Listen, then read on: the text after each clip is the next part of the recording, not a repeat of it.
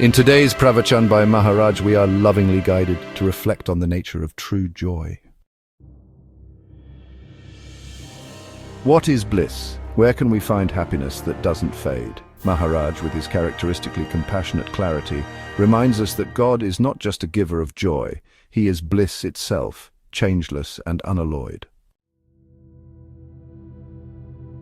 Maharaj pointed out that our pursuit of happiness in the world through objects, relationships and achievements, while natural, often leads to disappointment because the joy gained through the senses is temporary and tinged with sorrow. The root of this dissatisfaction, Maharaj emphasized, lies in forgetting our true source, Rama, the ever blissful, unchanging divine. Through this Pravachan, we are reminded to turn our gaze inward, to the self-effulgent joy that arises when we detach from the transient and align with the eternal.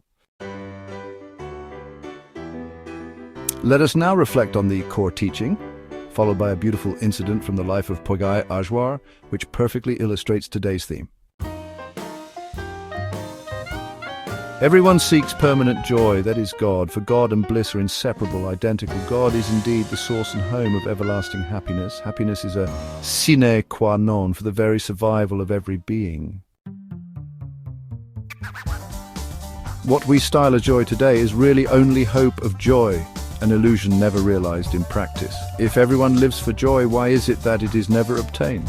Evidently, the goal and the means are at cross purposes. The fact is that we seek joy in the pleasure we get through the medium of the senses. Now, such joy can neither last nor be free from accompanying or eventual pain, like the kick one gets from the use of liquor or other narcotic. The joy of all sensual pleasure is severely limited in degree and duration, and invariably accompanied by immediate or eventual pain, misery, disappointment, and so on.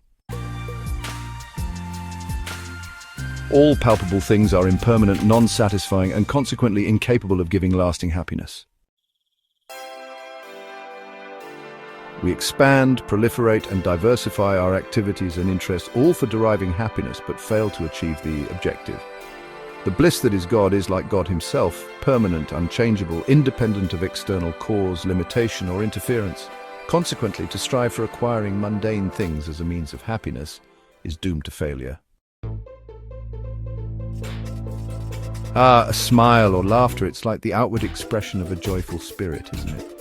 You see, joy that is independent of any external cause, well, it shows the presence of God. Vairagya consists in abstaining from anything that would mar that pure joy.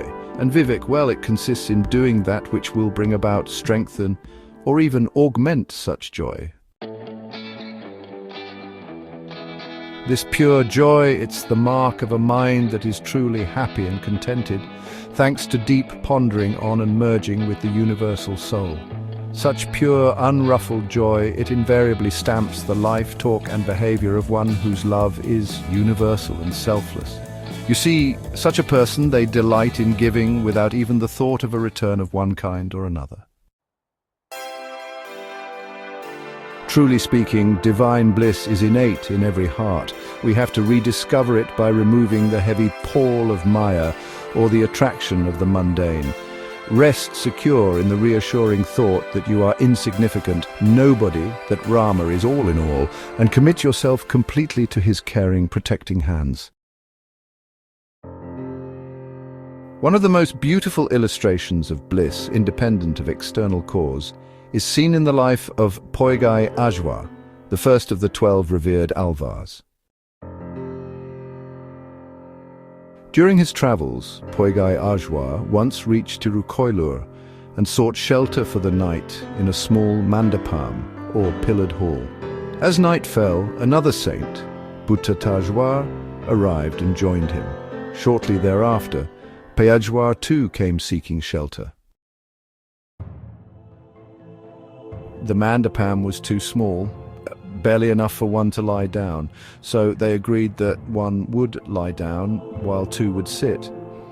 But then, as the third arrived, all three decided, to stand through the night in that limited space. Suddenly the atmosphere changed. A divine presence filled the space, overwhelming and ecstatic. The three saints were enveloped in a bliss that honestly transcended time, space, and even the senses. In that moment, each of them realized they were in the presence of Lord Narayana himself, who had appeared in the subtle form of divine bliss to bless his devotees. Poigai Azhwar, just overflowing with inner ananda, composed his famous Mudhal Tiruvandadi, beginning with the verse Vayam Tagaliyaga, let the earth be the lamp, the oceans its oil, the blazing sun the flame. I will offer this great light to the Lord of infinite grace. This divine experience, arising not from worldly comfort but from pure devotion and surrender, is a perfect example of the changeless, uncaused bliss that is God himself. In conclusion, today's Pravachan by Maharaj opened a precious doorway into understanding the true source of joy. As Maharaj lovingly explained, our misery comes not from the world, but from expecting permanent happiness from impermanent things. Poigai Azhwar and the Alvars found supreme joy not in comforts, but in standing through the night immersed in divine presence. Likewise, our inner joy arises when we surrender all doership, all false identity, and rest in Rama's protective hands. Let us carry forward this insight by practicing Namasmarana, developing viveka and vairagya, and remembering always that God is bliss, and bliss is our true nature. May Maharaj's words take deep root in our hearts. May we not merely hear but live this truth, and become beacons of pure, divine joy.